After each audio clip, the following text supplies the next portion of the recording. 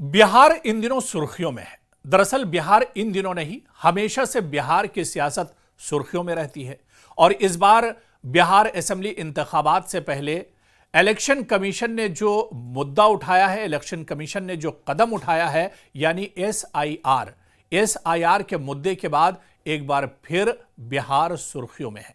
और इस बार इंतखाबात से पहले जहां पर इंतखाबात की गहमा गहमी है, वहीं पर इससे ज्यादा जो पूरे मुल्क की नजरें हैं वो एसआईआर पर हैं। और इस बीच एक एसआईआर को लेकर चौंकाने वाली खबर यह आई है कि बिहार में मुस्लिम अक्सरियती 8 सरहदी अजला को इलेक्शन कमीशन ने सबसे ज्यादा नोटिस भेजे हैं।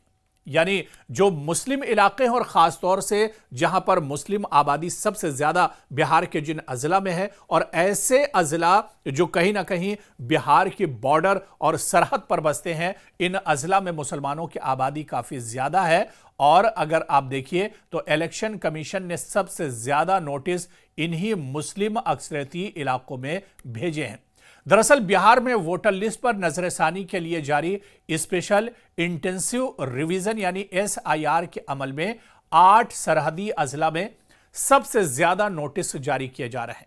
इलेक्शन कमीशन ऑफ इंडिया यानी ईसीआई के जराये के मुताबिक इन अजला में वोटरों की जानिब से जमा कराए गए कागजात में पाई जाने वाली खामियां, गलत दस्तावेजात जमा कराने या शहरियत समेत अहलियत पर शुकूक शुबहात की वजह से नोटिस जारी किए जा रहे हैं।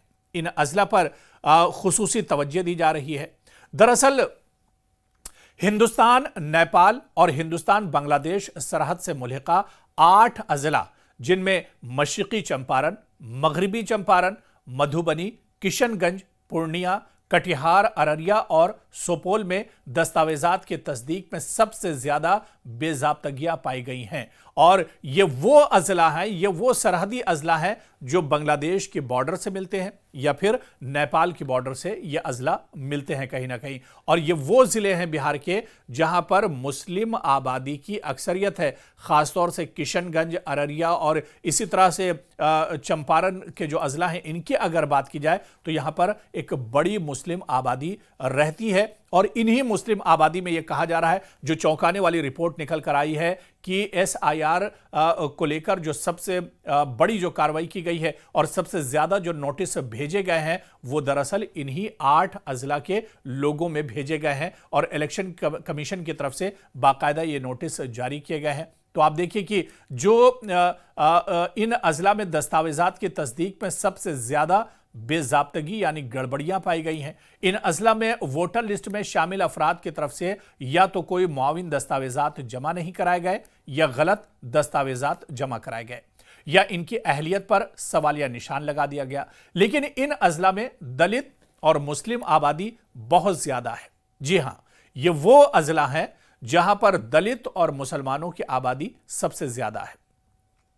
इलेक्शन कमीशन के अफसरान ने बताया कि इन अजला में इलेक्टोरल रजिस्ट्रेशन ऑफिसर यानी ईआरओ ने इस हफ्ते के शुरू में गिनती के फॉर्मों की जांच शुरू कर दी और नोटिस जारी करने का अमल शुरू हो गया है। समात आइंदा हफ्ते से शुरू होगी। मिसाल के तौर पर मशरिकी चंपारण के रक्सोल असेंबली हल्के में पहली समात 3 सितंबर को होगी, जबकि मधुबनी असेंबली हल्के में पहली समात 7 सितंबर 2025 को मुकर्रर की गई है। तो कहीं ना कहीं नोटिस और इसकी समात या इस पर जो लोगों की दलाइल जो सुने जाएंगे, लोगों की जो शिकायतें हैं सुनी जाएंगी, उसके तरीक़ेकार पर भी एक तरह से सवाल उठ रहे हैं। दरअसल जारी करदा नोटिस में कहा गया है कि वोटर लिस्ट में नाम शामिल करने के लिए जमा कराई गई दस्तावेजात गैर तसल्ली बख्श हैं। वोटर से कहा गया है कि वो मुकर्ररा वक्त और जगह पर असली दस्तावेजात के साथ ईआरओ के सामने हाजिर हों। ईसीआई के 24 जून के हुक्म के मुताबिक ईआरओ को तमाम दावों की जांच करने, अज खुद नोटिस लेने और किसी भी वोटर को नोटिस जारी करने का इख्तियार है। अगर समात के बाद किसी शख्स का नाम हतमी फहरिस्त से निकाल दिया जाता है तो ईआरओ को इसके लिए स्पेकिंग ऑर्डर जारी करना होगा, जिसमें हटाने की वजूहात बताई जाएंगी। और आप देखिए कि इस पूरे मामले पर यानी एसआईआर का जो इशू ठीक इलेक्शन से पहले इलेक्शन कमीशन ने उठाया बिहार में। इस पर सियासत भी काफी ज्यादा हो रही है, बल्कि पूरे चुनाव की, पूरे बिहार की जो सियासत है कहीं ना कहीं एसआईआर के इर्द गिर्द ही इन दिनों घूम रही है।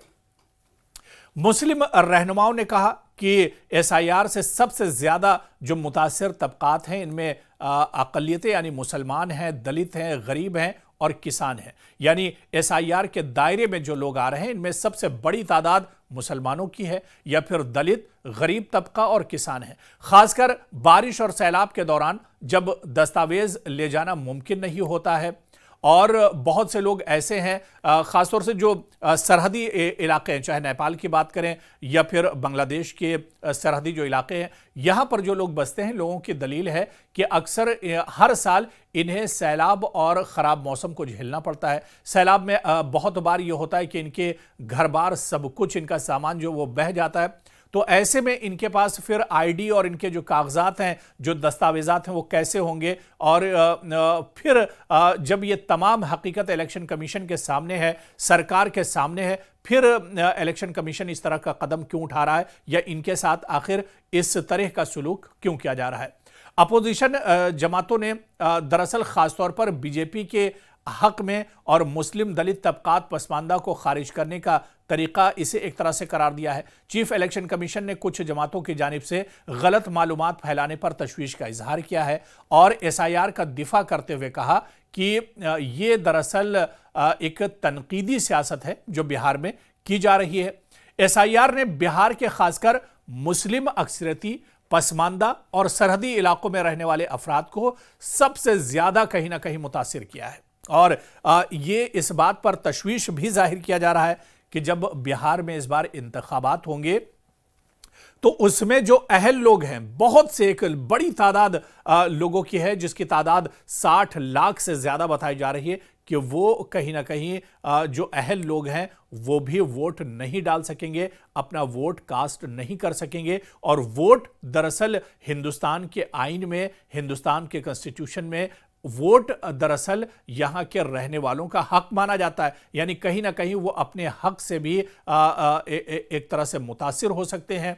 और आप देखिए कि क्योंकि इनके पास दस्तावेजात की कमी है, सियासी और जोग्राफियाई अवामिल ने इन्हें मरकज से खारिज करने में मदद दी है और हकीकी तौर पर वो अपनी वोटर लिस्ट से खामोशी से एक तरह से महरूम हो गए हैं। तो कहीं ना कहीं इसे अपोजिशन जमातें एक तरह से सरकार की सोची समझी साजिश बता रहे हैं और इसके लिए सरकार कहीं ना कहीं इलेक्शन कमीशन को हथियार की तरह से इस्तेमाल कर रही है। और इसमें सबसे बड़ा जो नुकसान हो रहा है वो मुसलमानों का हो रहा है। बड़ी तादाद में मुसलमानों के वोट एक तरह से काटे जा रहे हैं, मुसलमानों के जो वोट हैं वो वोटर लिस्ट से एक तरह से छाटे जा रहे हैं। और ऐसे इलाके जहां पर हर साल मौसम खराब होता है, बाढ़ और बारिश होती है, जहां पर लोगों का सारा साजो सामान और घर बार सब कुछ उजड़ जाते हैं, ऐसे लोगों के पास आखिर डॉक्यूमेंट्स और पेपर और जो दस्तावेजात हैं वो कैसे होंगे। और ऐसे ही गरीब तबका, किसान तबका और इसके अलावा दलित और जो मुसलमानों का पिछड़ा इलाका है वो कहीं ना कहीं अब इसकी मार एक तरह से झेल रहे हैं। और आने वाले दिनों में जब बिहार में इलेक्शन होंगे तो कहीं ना कहीं मुसलमानों के वोट बड़ी तादाद में एक तरह से कटेंगे। अब सवाल यह उठता है कि इसके लिए आखिर जिम्मेदार कौन होगा, या फिर इसके लिए क्या सरकार कोई दूसरा रास्ता निकालने जा रही है, या फिर मौजूदा जो सरकार है इसमें अपना फायदा देख रही है और इसी वजह से इस पर एक खामोशी बनी हुई है।